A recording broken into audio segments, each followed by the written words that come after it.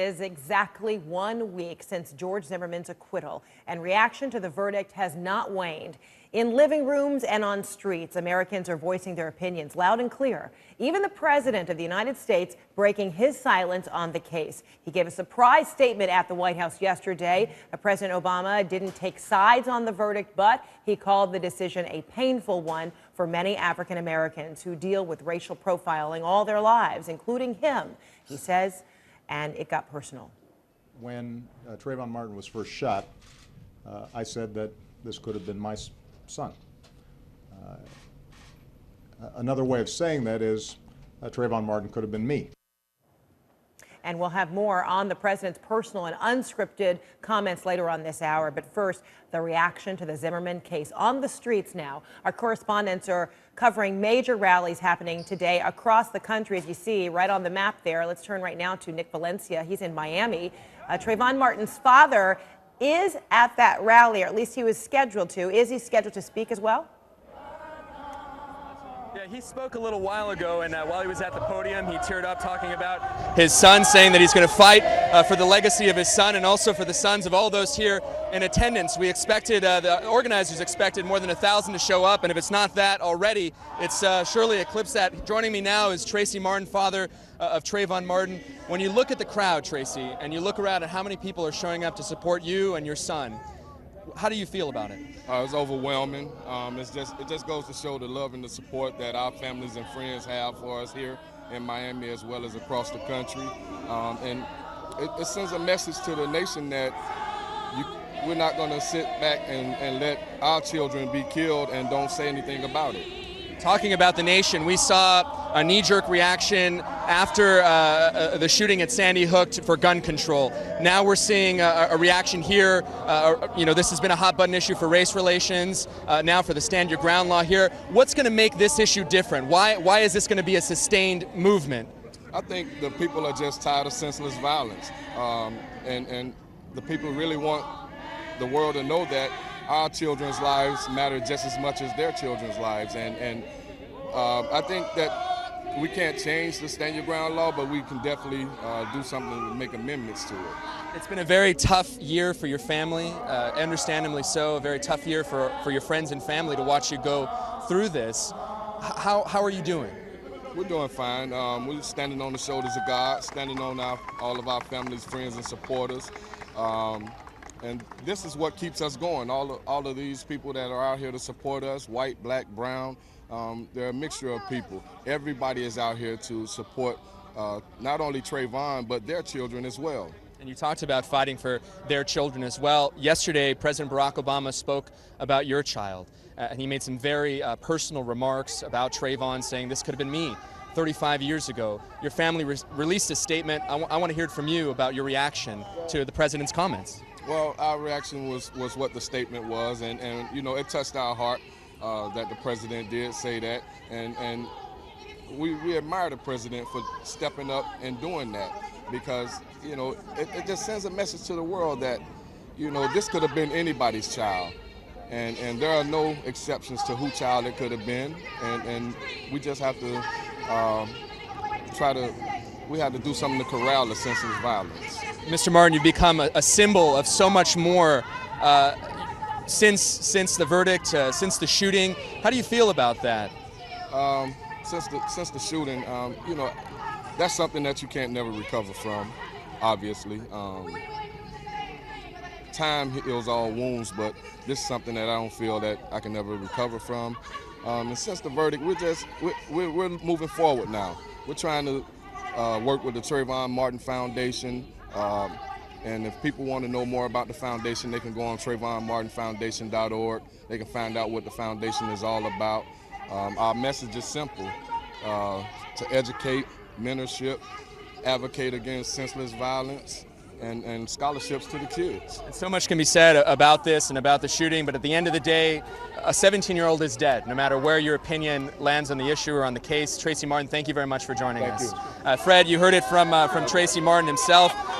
very personal words. This crowd is very supportive of him. They're all showed up here to see him, and also to make sure that there is attention brought to the Stand Your Ground law in Florida. Fred, we'll throw it back to you. All right, Nick Valencia, thanks so much for bringing what was an unexpected private conversation there with Tracy Martin. Appreciate that in Miami. All right, Alina Cho now is in New York, where Trayvon Martin's mother will be appearing at the rally with the Reverend Al Sharpton, among others. So, Alina, I understand Sabrina Fulton did speak today ahead of the rally. What did she say?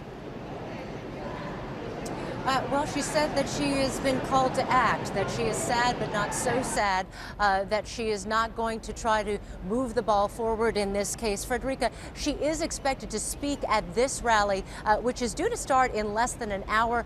The crowd is already starting to gather behind me, and you can certainly feel it in the air. About 24 New York City police officers are also on hand, though one officer told me he did not expect to have any problems today. Now, remember, this one here at One Police Plaza in New York City is just one of more than 100 across the country, organized by the National Action Network, which is led by the Reverend Al Sharpton. As you mentioned, Sharpton is expected to lead this rally today, with the headliner being Trayvon Martin's mother. MoveOn.org is also partnered with the National Action Network, and one site manager here at the rally told me that 10,000 people have RSVP'd for this protest alone. Earlier today, as you mentioned, Sabrina Fulton spoke on the Reverend Al Sharpton's radio show, and here's some of what she had to say.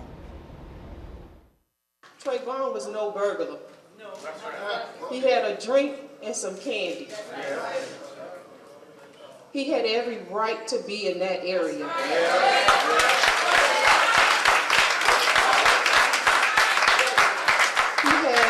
Every right to walk through that community, to go back to the house where he came from. Those are the things, those are the facts that we need to stand firm on, because today it was my son, tomorrow it may be yours.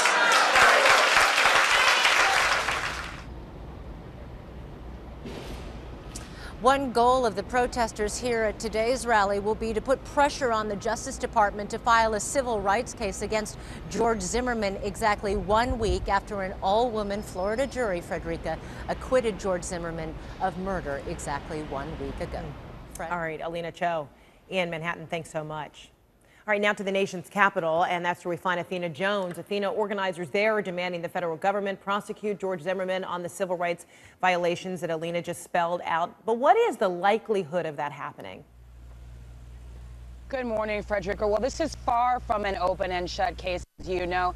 Some of the legal experts we've talked to raised questions about whether the federal government is going to be able to bring civil rights charges. This investigation has been ongoing by the federal government since last year. They've been talking to witnesses down in Florida. They've been talking to folks who know George Zimmerman. They're going to have to find evidence that wasn't brought to and presented at the trial, the state trial in Florida. So there is a high bar for bringing these kinds of charges and proving that George Zimmerman acted out of racial hatred or racial animus. But I can tell you that the folks gathering here today, this protest is set to get underway in just under an hour. People are starting to gather. Members of Congress, faith leaders have been invited to attend.